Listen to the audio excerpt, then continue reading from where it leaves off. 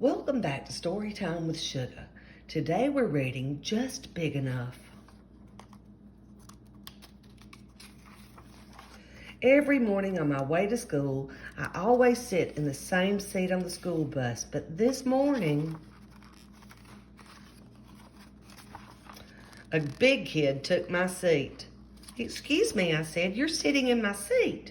The big kid didn't move. I guess he didn't hear me. At recess, I wanted to play football with the big kids, but they said I couldn't play because I was too small. And at lunch, the big kids took all of the cupcakes. They laughed when I said they had to share. They told me the cupcakes were just for them. "I wish I were bigger," I said to my friends. They nodded. That night I couldn't sleep, so I read a comic book, and that's when I got a great idea. The next morning, I asked Dad for some wood and some glue. Mom gave me tinfoil, and little sister let me have a jar of her glitter. "What are you making?" asked little sister. "A growing machine," I said. I worked on the growing machine all morning. When it was finished, I sprinkled glitter on it so it sparkled like the one in the comic book I had read. I made a helmet out of tinfoil. Then I put on my helmet and climbed into the growing machine. I sat in the growing machine all afternoon. I even ate my lunch there. When it became dark, Dad said it was time to come home. "Did I grow?" I asked. Dad shook his head and said, "Not yet."